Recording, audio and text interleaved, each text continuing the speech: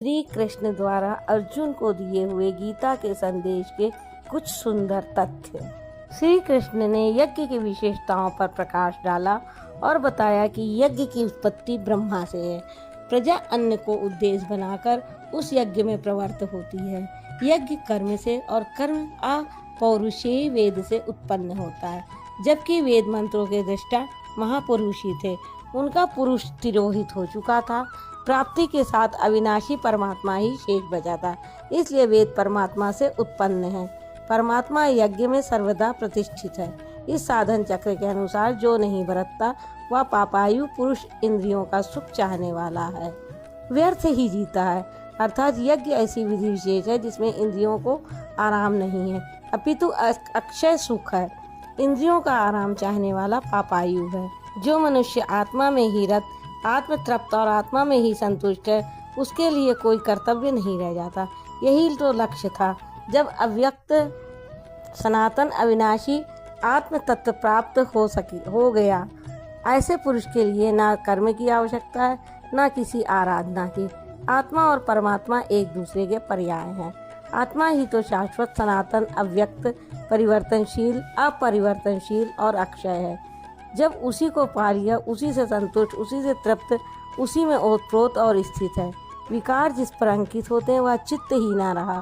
उनका संपूर्ण भूतों में, बाह्य जगत और आंतरिक संकल्पों की परत में लेश मात्र भी अर्थ नहीं रहता। सबसे बड़ा अर्थ तो था परमात्मा।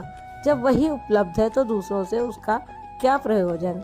अनासक्त पुरुष कर्म के आचरण से परमात्मा को प्राप्त होता है। नियत कर्म कार्यक्रम एक ही है। जनक माने जाना, जनक माने राजा जनक नहीं, जनक जन्मदाता को कहते हैं। योग ही जनक है, जो आपके स्वरूप को जन्म देता है, प्रकट करता है। योग से संयुक्त प्रत्येक महापुरुष जनक है। प्राप्ति के पश्चात वे भी लोक संग्रह को देखकर कर्म करते हैं, लोक हित को चाहते हुए कर्म करते हैं। अतः वे भी प्राप्ति के लिए और प्राप्ति के पश्चात लोकनायक बनने के लिए कार्यक्रम करने के ही योग्य हैं। श्रेष्ठ पुरुष जो आचरण करता है, अन्य पुरुष भी उसके अनुसार ही आचरण करते हैं। वह महापुरुष जो कुछ प्रमाण कर देता है, संसार उसका अनुसरण करता है। श्री कृष्ण ने स्वरूप में स्थित आत्मतृप्त महापुरुष की रहनी पर प्रकाश डाला कि उसके लिए कर्म किए जाने से ना कोई लाभ है और न छोड़ने से कोई हानि। फिर भी जनक आदि कर्म में भली प्रकार बरतते थे। उस महापुरुष का समस्त भूतों में कोई कर्तव्य नहीं है। श्री कृष्ण स्वयं अपने आप को सावधान होकर कहते हैं कि मैं कर्म ना करूं तो यह सब लोग भ्रष्ट हो जाएंगे और मैं वर्ण संकर का करने वाला हो जाऊंगा तथा इस सारी प्रजा का हनन करने वाला, मारने वाला बनूं।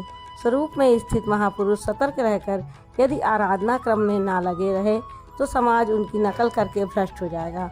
महापुरुष ने तो आराधना पूर्ण करके परम नैष्ठ कर्म की स्थिति को पाया है। वे ना करें तो उनके लिए कोई हानि नहीं, किंतु समाज ने तो अभी आराधना आरंभ भी नहीं की।